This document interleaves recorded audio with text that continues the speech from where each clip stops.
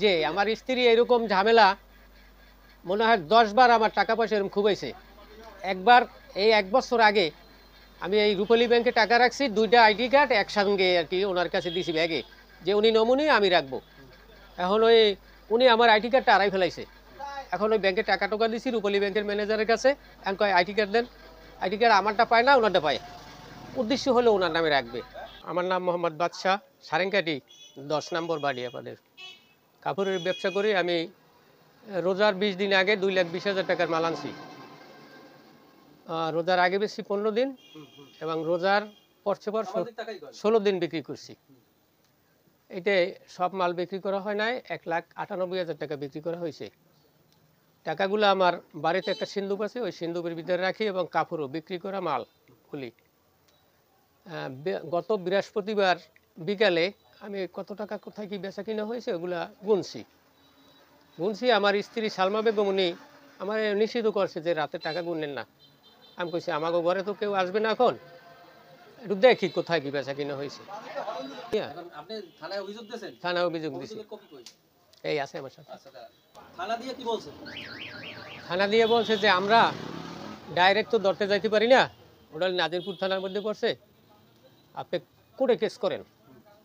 কোর্টে কেস করলে পর তারপর একটা কিছু আমরা তো জানি, থানা থেকে 2-3টা নাম্বার দিয়ে দিয়েছে যে আমরা কোর্টে কিছু বলতে হইলে বলবো না, অথচ আমার কাছেই তো আসবে আনে, একটু দেরি করেন।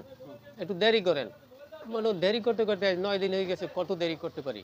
অথচ আমার তো খাওয়ান গোসল ইত্যাদিও বন্ধ হয়ে গেছে, সব কিছু ব্যবসা বাণিজ্য সব বন্ধ। সেইখানে বাড়ি করে থাকি, ওখানে তো আমার আপনজন নাই, সব হলো প্রতিবেশী।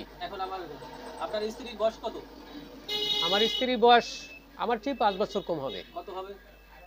40 তো হবেই, আমার 45। আপনার স্ত্রী কি এর আগেও এরকম কোনো সময় গেছে বাবার বাড়ি? যে আমার স্ত্রী এরকম ঝামেলা মনে হয় 10 বার আমার টাকা পয়সা এরকম খুবাইছে। একবার এই 1 বছর আগে আমি এই রূপালী ব্যাংকে টাকা রাখছি, 2টা আইডি কার্ড একসঙ্গে আর কি ওনার কাছে দিছি ব্যাগে, যে উনি নমুনি আমি রাখবো। এখন ওই উনি আমার আইডি কার্ডটা হারাই ফেলাইছে। এখন ওই ব্যাংকে টাকা টোকা দিছি রূপালী ব্যাংকের ম্যানেজারের কাছে। এখন কয় আইডি কার্ড দেন। আইডি কার্ড আমারটা পায় না, ওনারটা পায়। উদ্দেশ্য হলো ওনার নামে রাখবে। এই নিয়ে 1-1.5 ঘন্টা রূপালী ব্যাংকে বসে আছিলাম। এখন ওই রূপালী ব্যাংকের ম্যানেজার বলতেছে আপনি ওই স্ত্রীর নামে রেখে যান। তাই আমি কইছি ভাই আমি তো একটু জায়গা কিনবো, আমার তো বাড়ি নাই, তাহলে ওনার নামে রেখে গেল তো উনি আমার ভোগাইতে পারে। আমি তো ম্যানেজার, সমস্যা নাই। ওনার ওই ম্যানেজারের কথায় আমি ওনার নামে রেখে আইছি। যেই রেখে আইছি আবার ওনার বাপের কাছে ফোন করে কইছে যে আব্বা আমার কাছে তো এই টাকা রেখে গেছে 5 লাখ আমার, এখন তাই তুমি চলে আসো। ওই বাপের বুদ্ধিতে ওই চলে গেছে, চলে যায় 8 মাস পর্যন্ত দূরে দূরে রয়েছে, মানে টাকা উনি নেবে তুলে পারে নাই। আমি মেয়র সাহেবের কাছে বলছি, উপজেলা চেয়ারম্যানের কাছে বলছি, থানায় অভিযোগ দিছি। এখন ওই আমাকে ওই মেয়র সাহেব আর কি উনি ওই জায়গার চেয়ারম্যানের ফোন করিয়া খুব কড়াভাবে বলছে যে এই লোকটারে পাঠাই দেন ব্যাংকে। কত অনুরোধের পর মনে আসে না। এর ভিতরে ওই লোকটা যাইয়া আমার কাছে যেদিন গেছে এখান থেকে পরদিন ডাইভোর্স করাইছে বাপে নিয়ে নাজিরপুর। ডাইভোর্স করাই এর ভিতরে 2 বার বিবাহ বইছে অন্য জায়গায়। টাকা তো ব্যাংকে হের নামে, কিন্তু ব্যাংকে রাখা তো নিতে পারে নাই। ব্যাংকে অভিযোগ দিছি। ওই মাঝে আমার কাছে যেদিন গেছে যাইয়া পরদিন নাজিরপুর যাইয়া ডাইভোর্স করাইয়া ওর বাপে 2 বার বিবাহ হয়েছে ওই লোকের। 2 বার বিবাহ হয়েছে। একটা ওই শিকদার মল্লিক নাজিরপুরে একবার, আর একবার ওই আলামিন দোকানদারের বাপের সাথে বুড়ো এক বেড়া, অনেক বুড়া। এই এরপরে তো আমি তো আর ওবারে যাই না, ওর বাপে হলে ডাকাত মারিলেই দেও নাই ব্যবস্থা করতে পারবে, ওরা দিনে মানুষ মারিলেট করে। আমার এই উপজেলা চেয়ারম্যানও মানা হচ্ছে তোমার যাওয়ার দরকার নাই, আমরা এদিক দেখতেছি কি। শেষে ওই মেয়র সাহেব আমাকে ব্যাংকে ফোন করে কইছে যে এই টাকা কিন্তু মহিলা আসলে দেবেন না।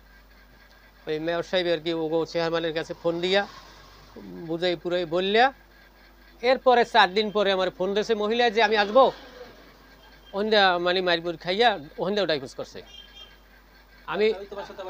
আমি ওই স্যারের সাথে কথা বলছি, এই মেয়র স্যারের সাথে, যে স্যার এই বলে হয় আসতে বলো। মেয়র স্যার একটা নাম্বার নিয়ে আমি রওনা দিছি। উনি বলছে যে আমারে বিয়ে করতে হইবে আবার। আমি বলছি যে বিয়ে কেন তোমার, আমি বিয়ে করি নাই। আমি তো ডাইভোর্স করছিলাম, আপনি ওই বিন্যা কাজীবাড়ি আসেন। কাজীবাড়ি গেছি, দেখি 4 জন মোস্তান লইয়েছে সাথে। আমি মেয়র স্যারের নাম্বার নিয়ে গেছি, আমি ওই নাম্বারটা দিয়েছি কাজীর কাছে। মেয়র স্যারে বুঝাই বলছে কাজীরে যা বলার, তা ওই ফিরে নূতন করে বিবাহ করাইছে এবং কত টাকা 50 না কতজনই কাব্যানে লেখছে। এখন ওনারা চেতে উঠছে, কয় এত কম কাব্যান লেখেন কেন, 5 লাখ লিখতে হবে। সেই সময় ওই কাজী পিঠে চাইলে জুতা দিয়ে জুতা খুললে, তারপর ওগুলা দৌড়েই গেছে।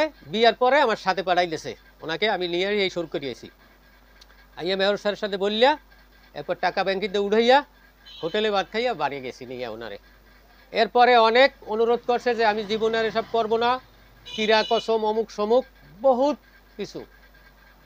তা আবার এই রোজায় আমার সাথে রোজা রাখছে, নামাজ পড়ছে, কোরআন শরীফ পড়াইছি ওনাকে আমি। আমি মনে করছি যে এই লোক ভালো হয়ে গেছে, তাহলে কষ্ট দুঃখ দেওয়ার কোনো দরকার নাই। এই ভালো হইয়া ইয়ে করছে, ভালো হইয়া এই করছে।